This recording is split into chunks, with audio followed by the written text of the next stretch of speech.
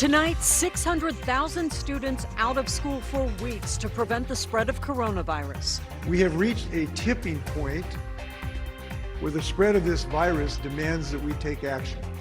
Travelers left scrambling as a ban on flights from Europe nears. What Americans are doing to get back home. New video showing the cleaning process inside the epicenter of the outbreak. The worried families trying to get their loved ones out. Nearly every major sporting event canceled over corona fears. Look, this is a real situation. But the chips keep falling at casinos despite the outbreak. Why they say they have a duty to remain open. Major developments in the coronavirus emergency. In the last 3 hours, Governor Inslee ordered all public and private schools in King, Pierce, and Snohomish counties to close for the next 6 weeks. Good evening. I'm Steve Rabel. I'm Monique Minglavin, and in just 7 hours, a travel ban goes into effect, essentially cutting off parts of Europe from the U.S. Here are the latest numbers right now. There are 447 cases of coronavirus cases in the state. That includes 36 more cases in King County. There are now 31 people who have died. That's one more person who died in King County, another in Snohomish County since yesterday. 22 of the deaths in King County are associated with Life Care Center of Kirkland. Our team of reporters fanned out across western Washington to keep you informed of every important detail. We begin with Cairo 7's Essex Porter, who's live in Olympia with the governor's executive order. Essex. And whether here at the state capitol or up in the Seattle area, the governor has been signaling for weeks that school closures were likely. But it's a step that's so disruptive to families, he's been reluctant to take it. This is the first day of the coronavirus closure in Seattle public schools. Now Governor Inslee has ordered every public and private school in King, Pierce, and Snohomish counties closed. Under this order, schools must close and end classes by the end of this coming Monday. The first possible weekday back will be April 27th. The governor has emergency powers to close schools, but had held off. That's because kids will likely be in public anyway when schools close. But he now says the rampant spread of the coronavirus forced his hand. So we can't be thinking about March 12th. We have to be thinking about May 12th. And on May 12th, we could have, 30, 40, 50,000 people who are infected with this virus in the state of Washington. And while children often tolerate the virus, older adults are at greater peril. I say to young people when they ask me about this, you may not ever be symptomatic, but if you are a carrier, you may be putting your grandparent at risk. Even though schools are closed, the meals that kids get at school will continue to be available. This will be available through the entire three-county area, and again, expanded, not just those who are currently eligible. This will be eligible for any family who finds themselves suddenly in the need for it. School buildings can be used to provide child care, and the governor says it should be free for those on the front lines of fighting the pandemic. We simply cannot afford health professionals and first responders who cannot do their duties. And then there is the question of pay for teachers and other school workers. We're sorting through what the officials said about that, and we'll have some answers for you when we come back live at 6. For now, reporting live at Olympia, Essex Porter, Cairo 7 News. And so with the governor's order, parents in Pierce County learned that tens of thousands of kids will be home for several weeks. Cairo 7 South Sound reporter Kevin McCarty is live now in Tacoma after talking with families about the hardship this will create for many of them. Kevin? And the students will be allowed to come back to schools like this one, Jason Lee, tomorrow to get their things and go home. It was already going to be a short day, but a lot of parents I spoke with said now there's a lot of uncertainty about how long this will last and what they're going to do about taking care of their kids. But all of them said they realize that slowing the spread of the coronavirus is more important. Well, I think it's smart. Christina Mensa says she knew a shutdown of schools because of the coronavirus outbreak was a possibility. The governor's order impacts around 30,000 students in Tacoma Public Schools, and it means a sudden change in plans for a lot of families. I think for the safety of the elderly and those populations that are vulnerable, it's the best thing to do. A statement released by the district acknowledges the disruption closing schools will have, saying, "We understand that this plan will create hardship for many families, and we appreciate your patience and cooperation." My earner, my worker inside of me, right, doesn't want any of this to happen. Right, but the part of me that is a part of this society knows that it has to. For Jeff Lombardi, the coronavirus outbreak is more than just an inconvenience. It means lost business and there's no end in sight. That's hard. Okay, because it's also my industry. I work in events, conventions, concerts, all this stuff. We're dead. We're dead in the water. Tacoma Public Schools will continue to provide free meals for any student that needs them. 2 meals a day. They'll be served at middle schools like this one, Jason Lee, and they have the times and the locations on their website. We're going to put that link on our website, KIRO7.com. Live in Tacoma, Kevin McCarty, KIRO 7 News. A striking response from President Trump over the possibility the administration could impose travel restrictions within the U.S. We haven't discussed that yet. Is it a possibility? Yes. If somebody gets a little bit out of control, if an area gets too hot, you see what they're doing in New Rochelle, which is good, frankly. It's the right thing.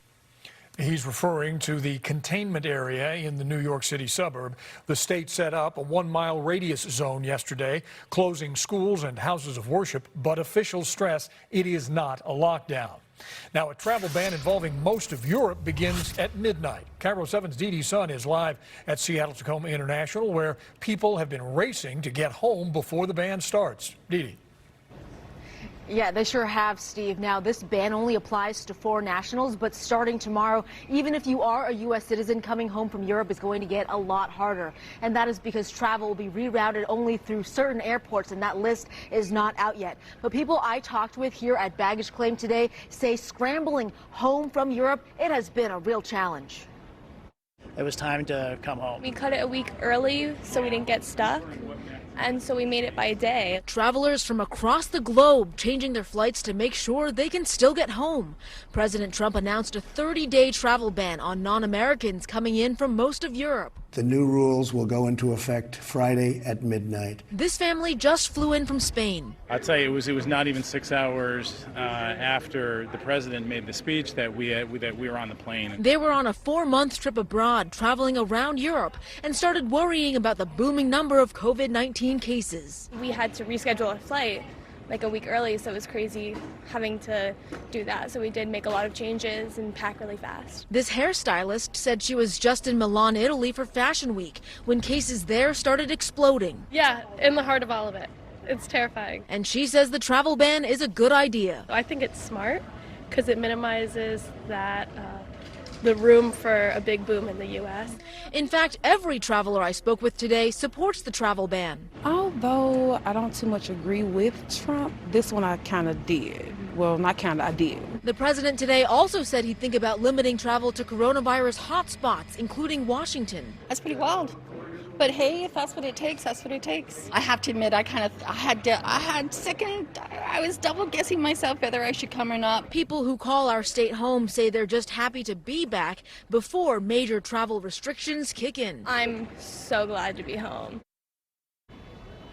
As for whether you can still travel to Europe, well, that depends. Many airlines have canceled their flights. Plus, the U.S. State Department has issued an advisory to all U.S. citizens saying U.S. citizens should reconsider travel abroad due to the global impact of COVID-19.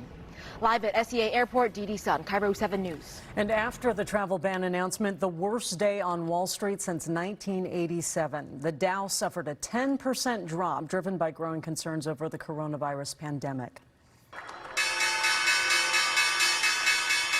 Stocks fell so fast at the opening bell they triggered a circuit breaker that automatically halts trading for 15 minutes. And that was the second time this week. The travel sector took one of the biggest hits. Working from home also went from optional to mandatory across Wall Street as financial firms reported their first confirmed cases of coronavirus.